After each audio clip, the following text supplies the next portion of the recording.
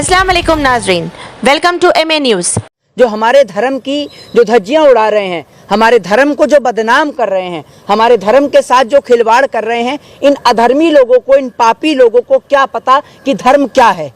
ये लोग धर्म का धा नहीं जानते और आज धर्म के ठेकेदार बनने चले हैं।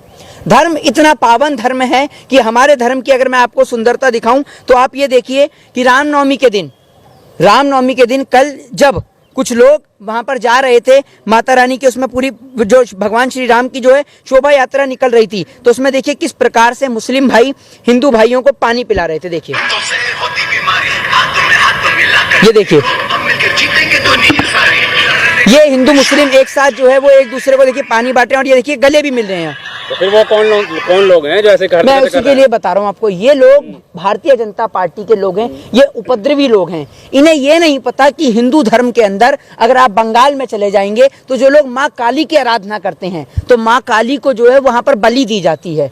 वो बकरे की भी बलि हो सकती है, किसी भी चीज की बलि हो सकती है। लेकिन वो लोग कैसे कह सकते हैं कि भाजपा का इसमें पूरा हाथ है? भाजपा थोड़ी भेजेगी उन्हें कि आप जाओ और छात्रों पर ऐसे मारपीट करो। इस देश के अंदर इस प्रकार की अभद्र हरकत, इस प्रकार की ओछी हरकत और इस प्रकार की गंदी बदसलूकी वाली हरकत भारतीय जनता पार्टी के कार्यकर्ताओं के अलावा कोई भी नहीं कर सकता है, कोई भी व्यक्ति। मोहित शर्मा, सवाल ये है कि विपक्ष चुप क्यों है? कहाँ है अखिलेश यादव, कहाँ है ममता बनर्जी, कहाँ है राहुल गांधी? अब क्या हिंदू धर्म खतरे में नहीं है? देखिए, मैं आपको एक बात बता दूं कि हिंदू धर्म जो है ना, पहली बात तो आज मैं आपको एक बात बता दूं कि हमारा धर्म कभी भी खतरे में नहीं था, ना खतरे में कभी हमारा धर्म होगा। ठीक है ना, वो इसलिए कभी खतरे में नहीं होगा कि ये हिंदू और मुस्लिम, सिख और ईसाई चारों एक साथ हाथ से हाथ मिलाकर चलते हैं और जब एक की हाथ पे खरोंच भी आती है ना तो उसका दूसरा उस पे हाथ पे पट्टी बांधने का काम करता है, ना कि उसको कुरेदने का काम करता है। इनको बांटने का काम अगर कोई करता है तो वो इस देश के राजनेता करते हैं। हम राजनेताओं से कहते हैं कि आप पॉलिटिक्स करिए,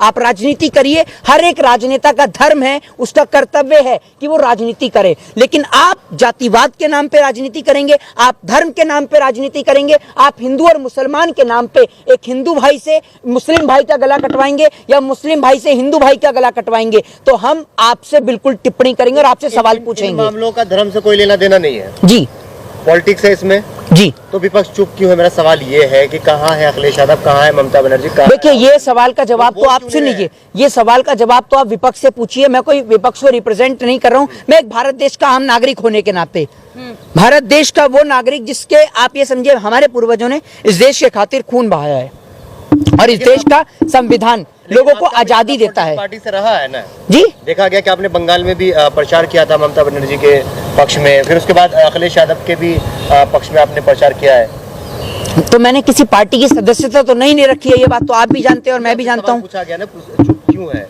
ये बात आप उनसे जाकर पूछिए ना, ये बात आप उन लोगों से जाकर पूछिए कि वो घर से क्यों नहीं निकल रहे और वो घर से निकले भी क्यों। मैं तो कहता हूँ निकले भी क्यों, किस लिए निकले? इस जनता के लिए निकले, वो जनता जो उनको वोट नहीं देती है इसलिए निकले विपक्ष। किस लिए निकले बताइए ना? वो जनता, रुक जाइए, बिल्कुल सही है, डेफिनेटली मैं सपोर्ट करता हूँ इस चीज को। तो देश में दंगे होते रहेंगे और विपक्ष अब आवाज नहीं उठाएगा। विपक्ष क्यों आवाज उठाए ये बताइए ना? विपक्ष ने ठेका ले रखा है, विपक्ष ने ठेका ले रखा है। क्या धर्म के लोगों को या हिंदुस्तान के लोग इतने गूंगे बहरे हो गए हैं, आंख से अंधे हो गए हैं कि सरेआम बहन बेटियों को मारा जा रहा है, पीटा जा रहा है? उनके बच्चे कैंपस में जा रहे हैं, उनको कैंपस में पीटा जा रहा है, गांधी के पुतले को बनाकर उसमें गोलियां चलाई जा रही हैं। अंधे हैं लोग, देश के जनता अंधी है। बढ़ते पेट्रोल के दाम इन्हें नजर नहीं आ रहे हैं, रिफाइंड के बढ़ते दाम नजर नहीं आ रहे हैं, सरसों के तेल के बढ़ते दाम नजर नहीं आ रहे हैं, तो आप समझ लीजिए जनता अंधी है। राजनेता आपको पागल नहीं बनाते हैं। आप और मैं कहें, मैं भी कहता हूं कि भाई मोदी जी गलत कर रहे हैं, योगी जी गलत कर रहे हैं, लेकिन मैं कहता हूं कि वो गलत इसलिए कर रहे हैं क्योंकि आप और हम उन्हें गलती करने का मौका दे रहे हैं। कि जनता को अपने हालात पे छोड़ दिया जाए, जनता अपने हालात पे छोड़ दिया जाए। जनता जिस दिन समझेगी ना, जनता के जिस दिन जितने भी अंधभक्त हैं, जब इनके कनस्तर का आटा खाली होगा, जब इनके कनस्तर का आटा खाली होगा ना, तब जो इनका दिमाग है वो सही लाइन और लेंथ पे आएगा। धर्म का नशा जब उतर जाएगा जी, तब जाकर के धर्म का नशा देखिए, धर्म का कोई नशा नहीं होता। धर्म एक ऐसी चीज है कि धर्म जो है, हमारे धर्म में कहा गया है कि नर ही नारायण है, यानी एक आम इंसान के अंदर में हम भगवान को देखते हैं। एक भूखे आदमी को अगर हम रोटी खिलाते हैं, प्यासे को पानी पिलाते हैं, वो उस चीज की इजाजत हमारा धर्म देता है। तो धर्म कोई नशा नहीं है, ठीक है ना, लेकिन धर्म के नाम पर गंदी राजनीति करना एक बेहद गंदा नशा लोगों को कराया जा रहा है। वही एक सवाल ये है कि विपक्ष अभी सवाल पूछा गया था आपसे, लेकिन सवाल ये भी है कि प्रधानमंत्री मोदी की तरफ से भी किसी तरीके से कोई ट्वीट भी नहीं आया है। क्यों करेंगे? अरे भाई क्यों करेंगे मोदी जी ट्वीट? मोदी जी ये लिखकर ट्वीट करेंगे कि जिस प्रकार से जेएनयू कैंपस में जो घटना हुई उसके लिए मैं बहुत ही ज्यादा परेशान हूं, मेरे दिल को चोट पहुंची है, मैं दुखी हूं, ये लिखेंगे प्रधानमंत्री मोदी जी? ये लिखेंगे तो उनका वोट बैंक कटेगा ना, वोट बैंक कटेगा। तो मोदी जी ट्वीट नहीं करते इन मामलों में। तो चल रहा है कि जेएनयू बंद करो, वो बहुत पुराना ट्रेंड है इस देश के अंदर। सुन लीजिए, इस देश के अंदर भारतीय जनता पार्टी का सबसे पहला अटैक अगर रहा है तो विश्वविद्यालय पे रहा है। विश्वविद्यालय इस देश की मेन रीढ़ की हड्डी है। कभी सोच के देखा, आपके जहन में एक सवाल तो आता होगा कि केरला में कभी भी बीजेपी क्यों नहीं जीतती है? हर किसी के सवाल में एक ही सवाल। जब केरला के सीएम से एक सवाल पूछा गया कि आपके एक जगह थी वहां पर भारतीय जनता पार्टी का विधायक जीत गया, तो केरला के मुख्यमंत्री से एक सवाल किया गया कि सर आपके यहाँ से एक सीट से भारतीय जनता पार्टी जीत गई है, तो आप क्या करेंगे वहां पर? तो जानते हैं उस मुख्यमंत्री ने क्या सवाल का जवाब दिया? उन्होंने कहा कि हम वहां पर अत्यधिक मात्रा में स्कूल और कॉलेज खुलवाएंगे। मुझे लगता है वहां पर स्कूल खुलवाने में कोई कमी रह गई थी। मतलब आपको लग रहा है इसका कि मतलब आप समझ रहे हैं? अनपढ़ लोग जो है भाजपा के साथ जा रहे हैं, मोदी के साथ जा रहे हैं। अशिक्षिता सबसे बड़ा एक अहम भूमिका हो चुकी है भारत देश के अंदर। हिंदुओं के बच्चों को, सुन लीजिए, मेरे को बात कंप्लीट करने दीजिए। बिल्कुल करिए।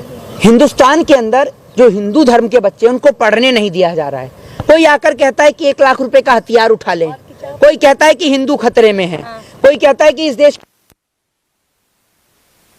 तो हिंदुओं के बच्चों को तो पढ़ने ही नहीं दिया जा रहा। हिंदू अपने बच्चे को स्कूल में पढ़ने के लिए भेजे या उनको लड़ने के लिए भेजे, यही समझ में नहीं आ रहा। दूसरी बात, एक सबसे बड़ा इन्होंने प्रश्न लिया है कि 3 साल के लिए सेना के जवानों को भी ठेके पे रखेंगे। भैया सेना के जवान भी ठेके पे रखे जा रहे हैं। जिस देश के अंदर सेना के जवान, भारत माँ के वीर सपूत, उनको ठेके पे रखा जा रहा है। ये देखिए, वो भारत माँ की हिफाजत करना चाहते हैं और आप उनको ठेके पे रख रहे हैं। नेताओं को ठेके पे क्यों नहीं रख लेते? हर किसी को मौका मिलेगा ना, 3 दिन अरे भैया, तो एमएलए को रखिए ना ठेके पे। हर 1 महीने के लिए एमएलए को ठेके पे रखिए, हर किसी को एमएलए बनने का मौका मिलेगा। आप भी एमएलए बनेंगे, फिर लोग दलाली भी करना बंद कर देंगे। क्या आप भी राज्यसभा बनना चाहते हैं क्या सुभाष चंद्र की तरह? ये बताइए, अपनी बात बताए ना, बनना चाहते क्या है आप? ये बताइए ना, मैं बनना चाहता हूँ या नहीं बनना चाहता हूँ? आप मुझे बनाएंगे क्या? भाजपा के खिलाफ बोलते हैं तो कहीं ना कहीं आपको, अच्छा, जो भारतीय जनता पार्टी के खिलाफ बोलता है वो एमएलए और विधायक ही बनना चाहता है? हो सकता है सपना देखा होगा आपने। आपने किस, नहीं तो आप नरेंद्र मोदी जी की तारीफ करते हैं, आपने क्या सपना सोचा है? नहीं, चौथा स्तंभ नहीं तो आरे चौथा जी। कितनों को? ये भारतीय जनता पार्टी के राज्यसभा सांसद ही सुभाष चंद्रा, खुद का चैनल चलाते हैं जी न्यूज, चौथे स्तंभ को लेके घूम रहे हैं जेब में, देख नहीं रहे हैं आप? तो तमाम गोदिया मीडिया के पत्रकार हैं, सवाल उठाते होंगे ना, हक की क्या बात करते होंगे। कौन सी हक की बात करते हैं? दिखा दीजिए जी न्यूज। अरे भैया, जी न्यूज आप देखते नहीं किस तरीके की हरकतें वहाँ चलती हैं। वो सुधीर चौधरी तो सभी थोड़ी खराब होंगे वहाँ पत्रकार, और भी तो निष्पक्ष पत्रकार होंगे। आप दीपक चौरसिया को रिप्रेजेंट करती हैं या अर्नब गोस्वामी को करती हैं? चढ़ना शुरू कर देते हैं आप पत्रकार। कभी आपने कभी आपने इस देश के अंदर मेरे मुंह से, चाहे वो रवीश कुमार जी जैसे पत्रकार हो, पुण्य प्रसून वाजपेयी हो, अभिषार शर्मा हो, इस प्रकार के लेवल के पत्रकारों के बारे में पूरे देश के अंदर किसी भी व्यक्ति को बोलते हो सुना आपने?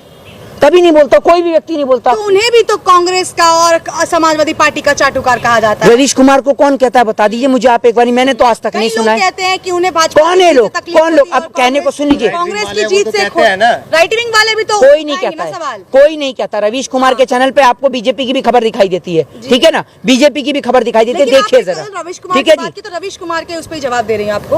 कौन कहता है? के लोग कहते हैं कि अरे शायद कांग्रेस सुन लीजिए, दलाली के लिए छोड़ा हुआ है। नहीं, वो तो कांग्रेस का भी विरोध करते थे जब कांग्रेस सरकार में थी, आप देखती नहीं थी? चैनल है जो क्या नाम है, एक एक मुद्दा को, जैसे कि आप देख लीजिए आज तक है, वो अंजना कश्यप है, उनको भी देखिए काफी अच्छे अच्छे मुद्दा उठाती है। हाँ, तो उन्होंने तो एक बार बोला भी था, मैं अंजना मोदी, इतना अच्छा मुद्दा उठाया था उन्होंने देश के लिए, कितना अच्छा मुद्दा उठाया था, आपने सभी ने देखा था उनको तो। और एक पत्रकार है, नहीं, जबान तो नरेंद्र मोदी जी की भी फिसलती है। बेटी बचाओ बेटी पढ़ाओ की बात करते हैं, तो इस देश में जबान तो जो है वो नेताओं की फिसलती है जी। लेकिन मैं 100 बात की एक बात आपसे कहना चाहता हूँ कि धर्म मुद्दा नहीं है, मुद्दा शिक्षा है, मुद्दा बेरोजगारी है, मुद्दा महंगाई है, मुद्दा ये नहीं है कि लोग क्या खाते हैं क्या पीते हैं। लोकतंत्र किसे कहा जाता है? लोकतंत्र इसी को कहा जाता है कि आप कुछ भी खाइए कुछ भी पीजिए, वो आपकी आजादी है। बेरोजगारी दूर करने के लिए 3 साल की भर्ती कर रहे हैं, बाद में ये भी कह रहे हैं कॉर्पोरेट में नौकरी कर सकते हैं आर्मी वाले। अग्नि वीर नाम रखा उनका, क्या असल में एक सेना की जगह थी जिसको हम कहते थे कि भारत देश की सेना जो है वो एकदम निष्पक्ष रहती है, और आज भी निष्पक्ष है, अभी तक तो निष्पक्ष है, ठीक है।